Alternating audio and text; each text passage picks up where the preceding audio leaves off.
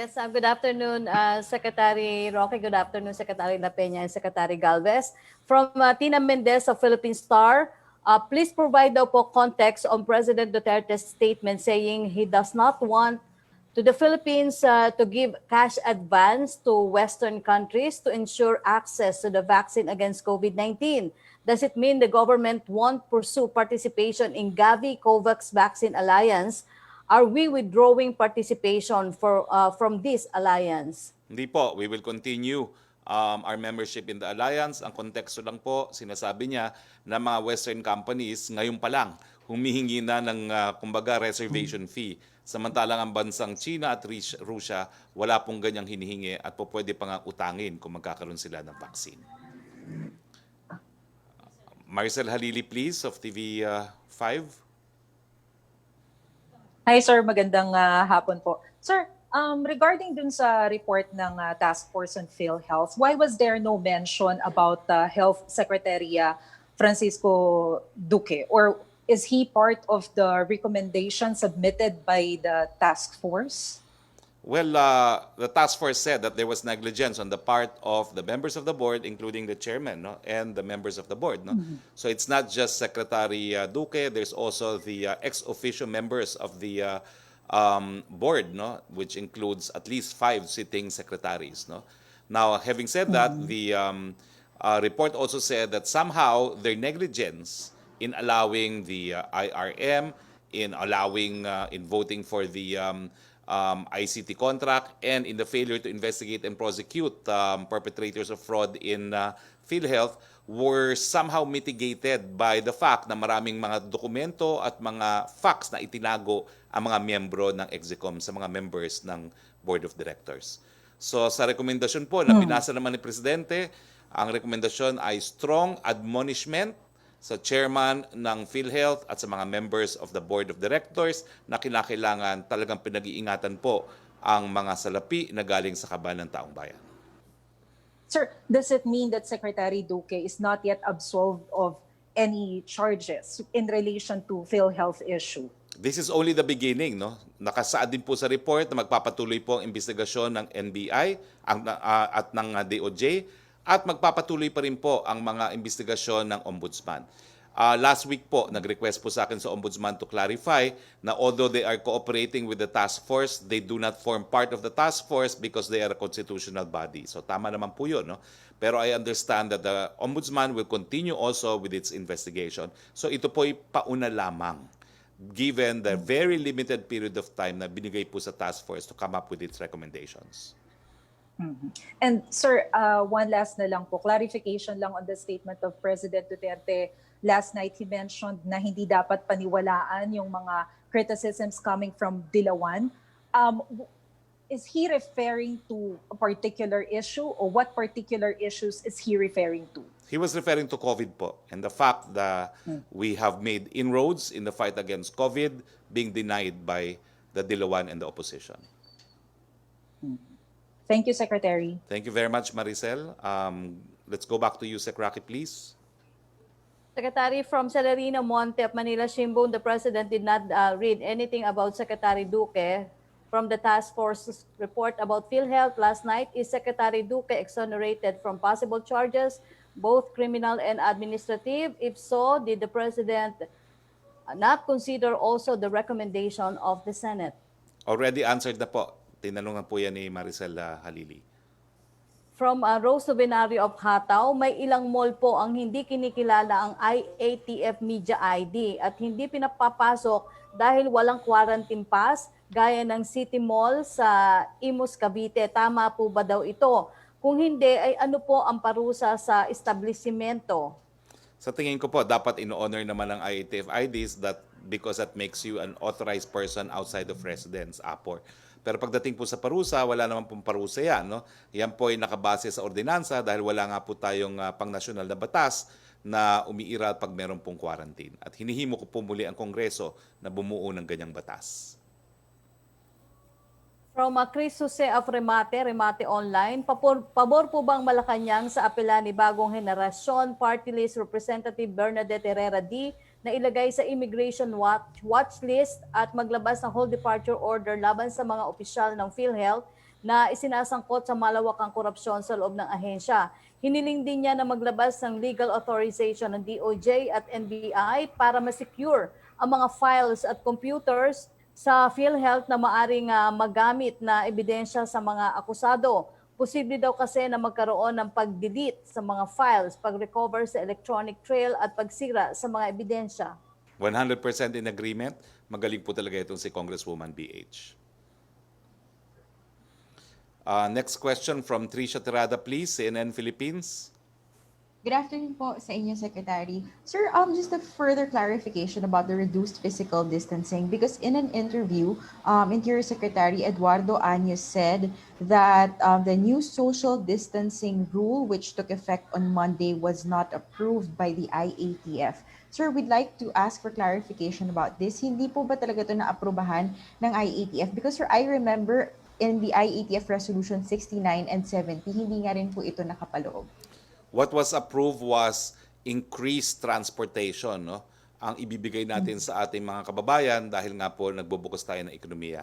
Yung detalye po, iniwan natin sa mga lead agencies gaya ng DOTR. Bagamat ako po, umattend po ako ng meeting na yon, narinig po yan, yung babawas sa social distancing pagdating sa papublikong transportasyon na naaprubahan po dahil diniscuss po yan doon sa IATF meeting at hindi naman po tumutol ang DOH. Pero gaya ng aking sinabi po kahapon na rin, no?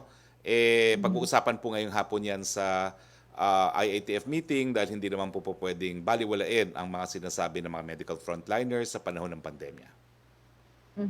Secretary, will there be at least a move to suspend this ongoing new physical distancing rule?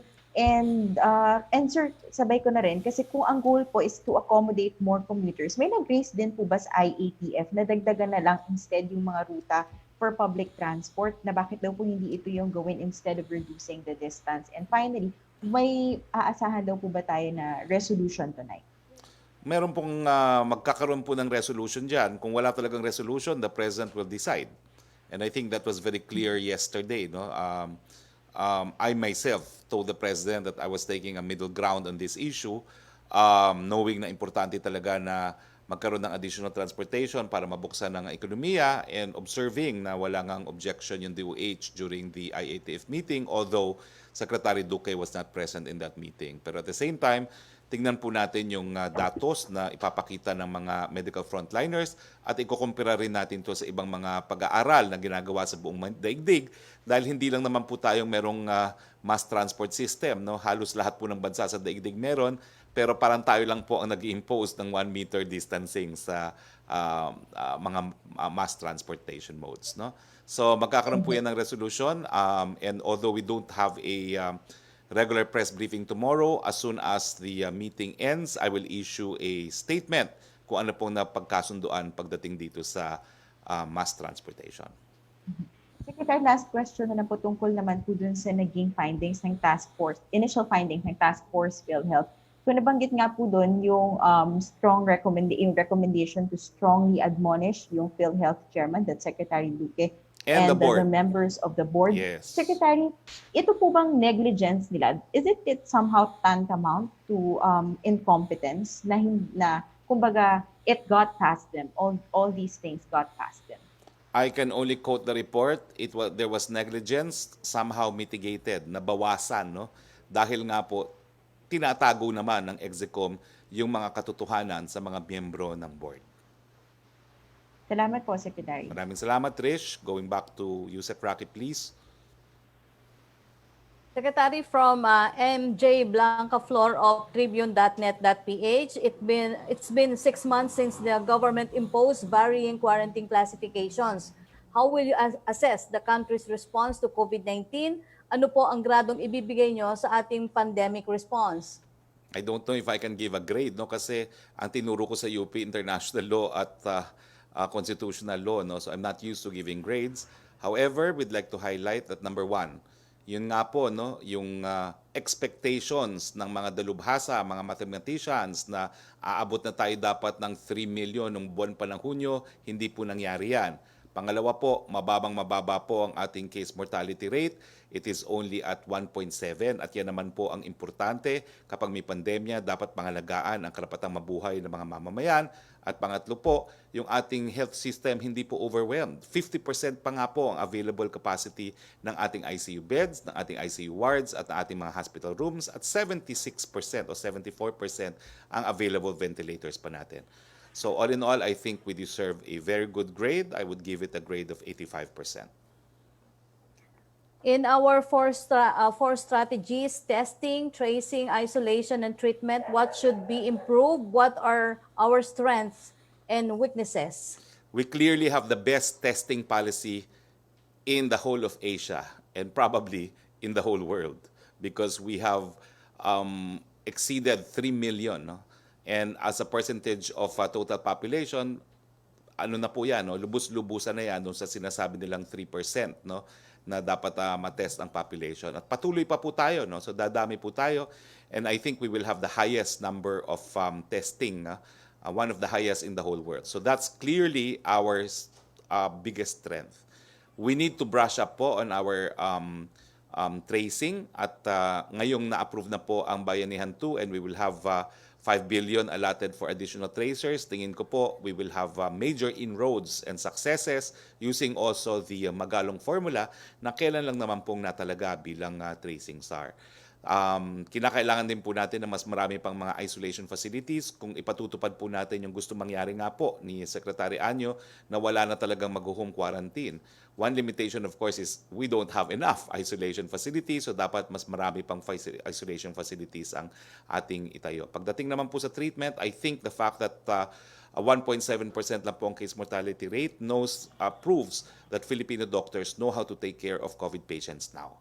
So alam na po natin yung mga gamot na available, Remdesivir, Avigan, tapos may contribution pa tayo, ang virgin coconut oil, ang tawa-tawa, ang lagundi, at alam na po natin na mas nakakabuting gamitin yung high flow oxygen cannula kesa sa mga ventilators.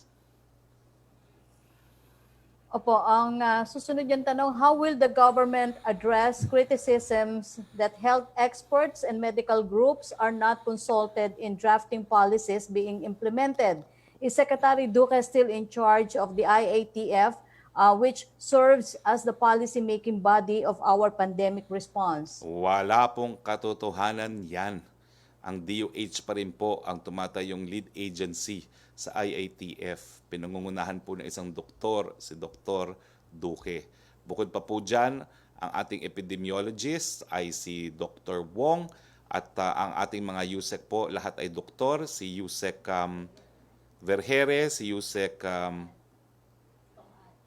Tong-an, si USEC Vega, at saka si USEC yung sa classification.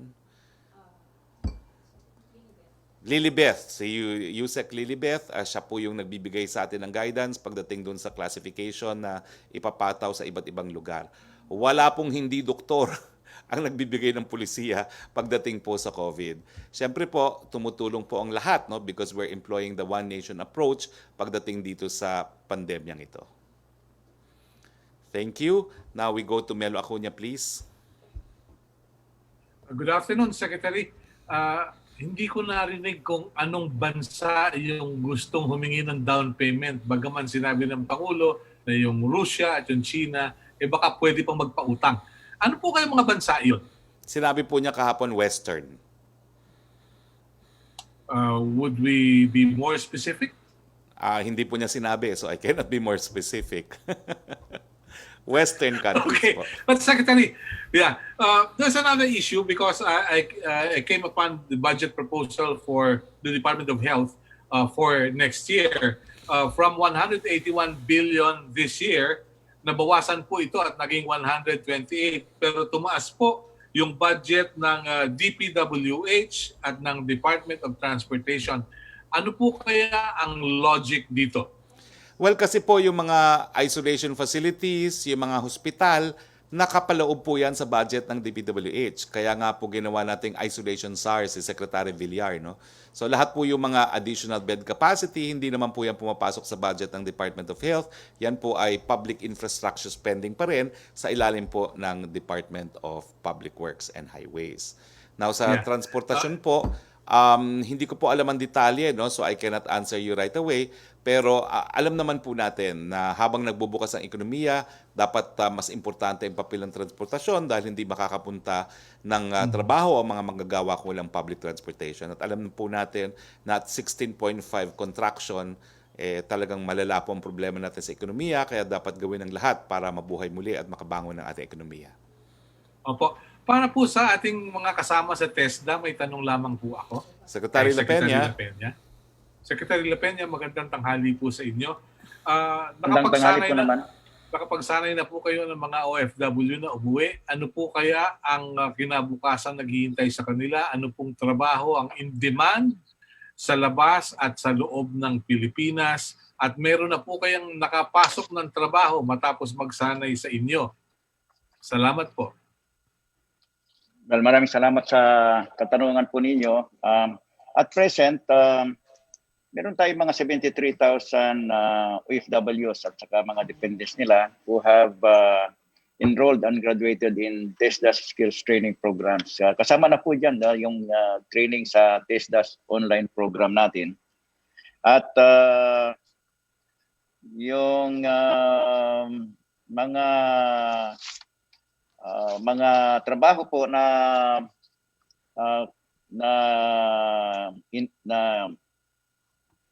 in need ngayon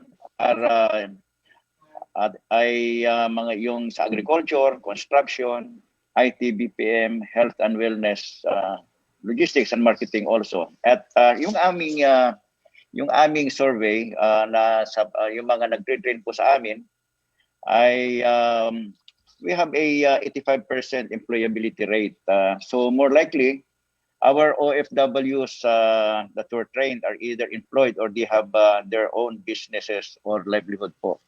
And we continue to train our OFWs as stated earlier na meron kaming online na TESDA apps for registration and for enrollment.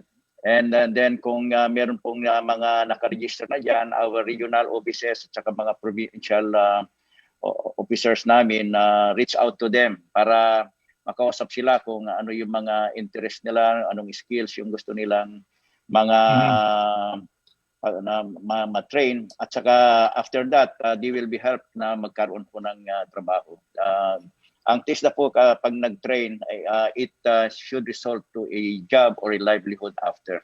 So ganun po ang ginagawa ng TESDA sa ating mga kababayan. Nabanggit po kasi ng Asian Development Bank kanina sa kanilang economic briefing na bababa pa ang ating growth rate by 7.3% hanggang sa pagtatapos ng taon bago makabawi next year. Pero ano po kaya ang impact nito sa employability ng mga nasanay ninyong mga OFW at mga Pilipinong naghahanap ng trabaho? Well, tama po yan because of the slowdown ng economic activities natin. That's why ang pinagtutunan namin ng importansya are on the dito po sa agriculture field. Kasi sa agriculture field, that is a continuing training at saka ang demand po dyan ay dumadami rin because of the food security as well as construction din po. And then pati na rin itong IT BPM natin because of the shift from the traditional learning system to blended or to a flexible learning modality po. So these are the three yung mga nangunguna na mga trabaho na pwedeng ma-applyan ng ating mga kababayan during this time na medyo nagkakahirapan ang yung mga ibang mga employment opportunities. Salamat po. Salamat po. Thank you. Thank you, Thank you, Secretary Harry. Sec. Salamat We go back to you, Sec. Roque, please. Opo. Secretary, from Jillian Cortez ng Business World, basahin ko na lang din po yung tanong niya. President Duterte said it is the Western countries who prioritize profit when he mentioned about COVID-19 vaccines and slammed those who impose reservation fees. Who exactly are these pharmaceutical companies he was referring to? Are they US-based? I suppose US-based din po, no? But there are at least two Western companies who have claimed to be on clinical trial third stage, no? That's the US and the UK. Opo. How are the statements of the President going to affect current talks made with Western vaccine developers regarding COVID-19 vaccines since last week? The Department of Health said they are in talks with Pfizer and Moderna. Wala naman po epekto yan. We continue to negotiate with everyone as in fact the President wants to ensure na magkakaroon tayo ng vaccine kahit sino pang unang makadevelop niyan. Thank you, Yusek. We go to Pia Renada, please. Hi, sir. Good afternoon. Sir, just an update sana on the decision or the move to ban home quarantine. Has the IATF already consulted with LGUs, and did the President say anything about this proposal? Well, same status po. It's held in abeyance ang decision until we have consulted with the LGUs.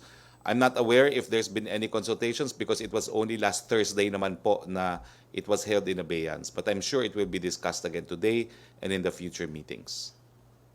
Okay, sir, just following up again on the President's SALN, because it's been a year since the President submitted his 2018 SALN, and until now, it hasn't been published. So may we ask what's taking it so long? And the President consistently promised to uphold transparency, and yet he's the first President not to publicize his SALN. I do not know if that has not been made available, but what I'm sure about is it's been filed. How about, sir, the 2019 SALN? You promised to check if it has been submitted. I'm sure it's been submitted, but whether or not it will be made public is outside of the jurisdiction of my office. But I'll inquire from the Office of the Executive Secretary. Sir, how come you haven't discussed this issue yet on the possibility of making this public? Because, sir, it's a public interest document, right? And the President has consistently said that he respects FOI and that he would like to encourage all officials to publicize their SALNs, but he himself isn't doing it. I mean, have you even discussed the reasons why it's been kept from the public for so long? I don't think the President is keeping anything from the public. The fact is, he's the only branch of government that has in fact issued an executive order, number 1 on transparency, and that is FOI in the executive branch of government. If you think it's not being made available to you, I enjoin you to resort to the EO1 in seeking the document that you want. Yes, sir, we have done that several times. Okay. Thank you. Yusek Roque again. Thank you, Pia. A question from Samed Danilo of Business Mirror. Meron na kayang desisyon si President Rodrigo Duterte on the appeal of Filipino nurses to extend the period of for exemption from the temporary deployment ban of POEA? Wala pa po, and I think because si Secretary Bello has been unable to attend the meetings, no. I'm not sure if he's still in isolation, pero I will ask po na siguro in the next meeting with the President kung makakasama si Secretary Bello. Aside from the filing of charges against alleged erring PhilHealth officials, what are the other recommendations of the task force investigating the alleged anomalies in PhilHealth, which was approved by President Rodrigo Duterte? Does this include the proposal of DOJ for the reorganization of PhilHealth by the GCG? Sa rekomendasyon po na binigay sa akin ng kopya, at ito naman po ibinasa ni Presidente, wala na pong ibang rekomendasyon ang task force. Other than continuing investigation pa po. So yung mga kasong dapat isampa po doon sa mga individual na na-mention sa report, panimula pa lang po yan, patuloy pa rin po ang magiging investigasyon at mas marami pa pong isasampa na kaso ang DOJ at ang Ombudsman. Okay, we go to Joseph Morong.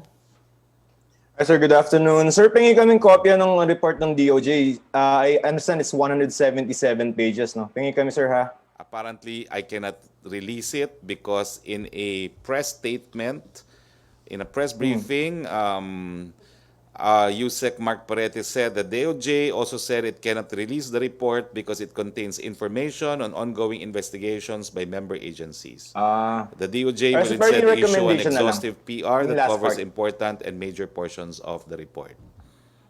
Okay. Sir, okay, going there sa report ng DOJ, so would we be able to quantify yung amount of money that was lost in this anomaly? Kasi ang daming mga procurement na problema, yung sa IRM, would we be able to quantify the amount of corruption that is involved in this whole investigation? Well, it's a continuing thing, so I cannot. But a source within PhilHealth has told me and has told the Philippine Daily Inquirer, that it is at least 100 billion pesos.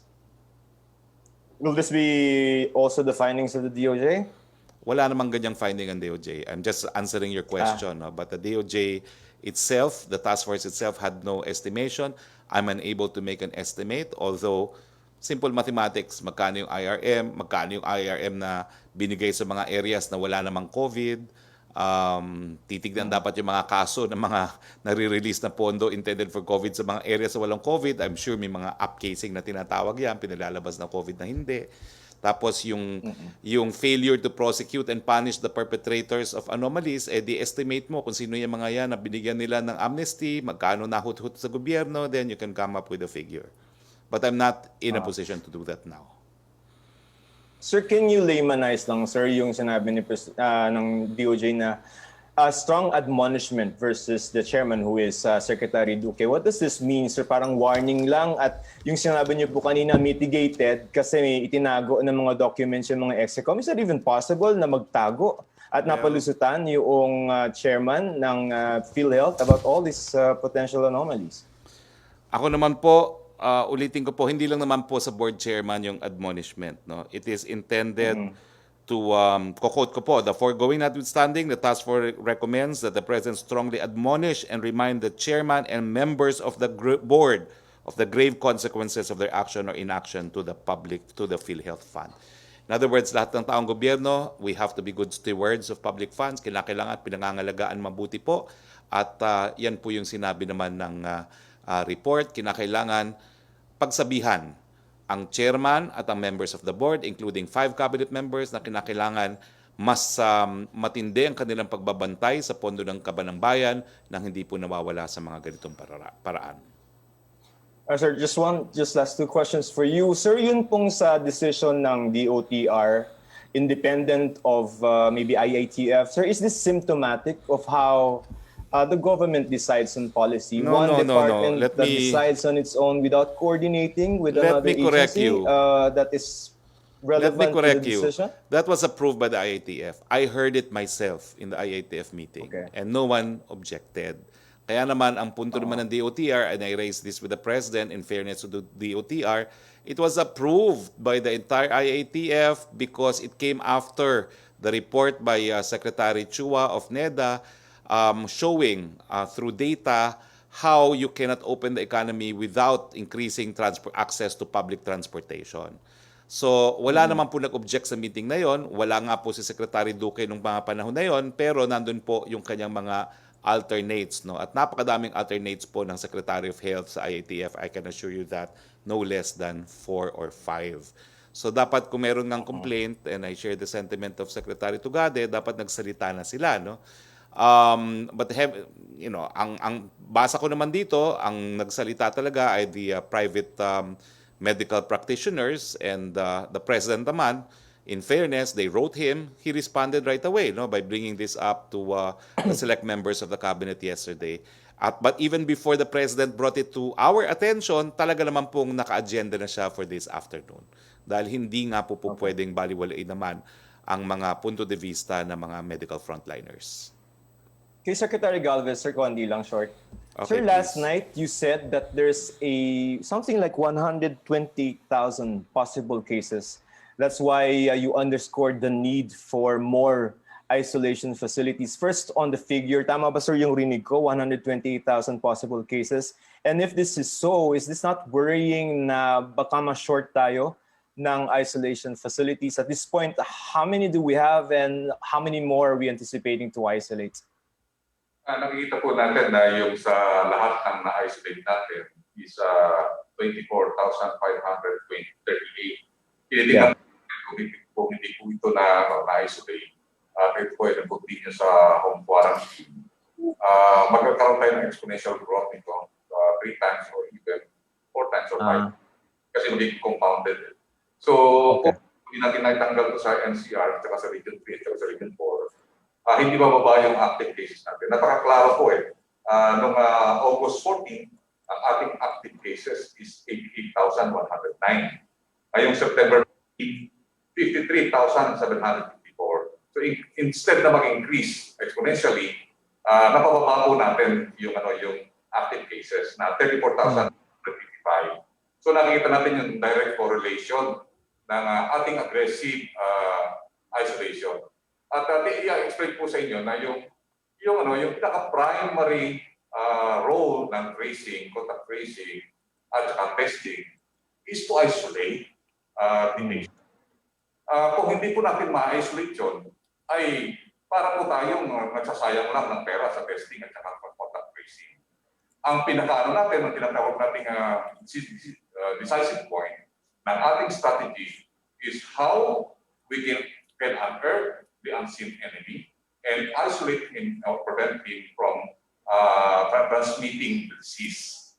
So, klaro kita sa figures at sa report po natin kay Presidente, sa buong NCR, 35% po ang decline ng cases. Meaning, nung nagsimula po tayo ng Auckland Kalinga,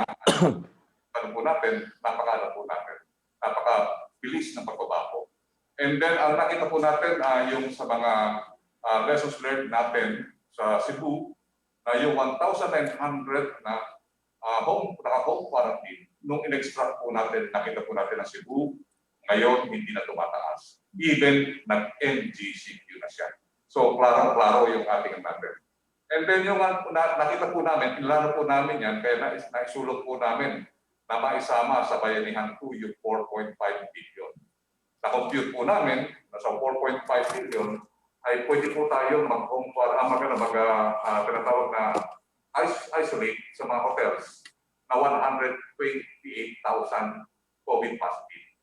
So ngayon, nagkaroon po na tayo ng arrangement sa DOT na yung lahat ng 3-star, 2-star, saka yung mga hotels ay gagawin po natin quarantine facility for positive at saka OFW. So sa staycation po, 4-star at saka 5-star po ang staycation. Okay, sir. Thank you for your time po. Thank you very much, Joseph. Back to Yusek Roque, please. Yes, Secretary, meron na lang tayo ditong 4 na tanong para sa inyo. From Joyce Balanso ng ABS-CBN, 6 months into the lockdown, nangangalampag daw po yung union at workers ng konkretong plano from government on joblessness. Ano daw po ang reaction ng palasyo? Well, ang reaction po natin dyan, kaya nga po binubuksan natin ekonomiya. Kaya nga po naglunsad tayo ng isang kampanya, information campaign na ingat buhay para sa hanap buhay, para mainggan yung lahat po na lumabas, magtrabaho, at kaya naman po magtrabaho kung pag-iingatan natin ang ating mga buhay. Nandyan din po yung mga pondo na linaan natin para ipautang sa ating mga kababayan para magkaroon ng sariling negosyo. Yan po ay nasa loob ng Bayanihan 2. At bukod pa po dyan, abangan nyo po yung 2021 budget dahil marami rin pong mga stimulus na nakapaloob dyan sa 2021 budget. From Van Fernandez, reaction po sa sinabi ni Senator Soto na dismayado daw po siya dahil hindi kinasuhan si DOH Secretary Duque at PhilHealth SVP Roberto De Rosario ng DOJ at Task Force na nilabag ang Article 217 of the Revised Penal Code dahil sa kapabayaan sa paggamit ng pondo sa korupsyon. Kaya pinaubayan na lamang daw po sa Ombudsman. Gaya ng sinabi ko po, panimula pa lang naman po ito because they had very limited period of time given to them with the present 30 days. Magpapatuloy pa po ang investigasyon ng DOJ, magpapatuloy pa po ang investigasyon ng Ombudsman. From Celerina Monte, Manila Shimbong, regarding daw po dun sa admonition against Secretary Duque, posible bang nakaapekto ang unang sinabi ni Pangulong Duterte na mistulang iniligtas niya na ang kalihim nung sabihin niya dati na posibleng hanggang negligence lang kung meron man ang dapat maipataw sa kanya at hindi mas mabigat na criminal case. Hindi naman po cases. siguro kasi kung ganun, dapat wala ng admonishment na rinekomenda. From Vance Fernandez para daw po kay Secretary La Peña, kung nagsimula na daw po ba ng contact tracing training ang TESDA para daw po i-assist yung tracking down some individuals na nagkaroon po ng COVID-19 positive. Yes, ma'am. Nag-umpisa na kami. In fact, it started here at NCR and with 25 mga trainees ang ating na-train na, and this will be these mga trainees na ito will be duplicated in all the regions in the country. So this is a priority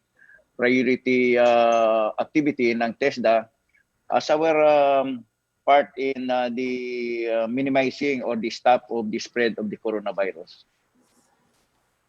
Okay, Secretary La Peña, Okay. salamat po. Maraming salamat, Yusek Roque. Maraming salamat sa ating mga naging panahuhin, ang ating Chief Implementer, Secretary Galvez, at si Secretary La Peña ng TESDA. Maraming salamat din po sa mga miyembro ng Malacañang Press Corps.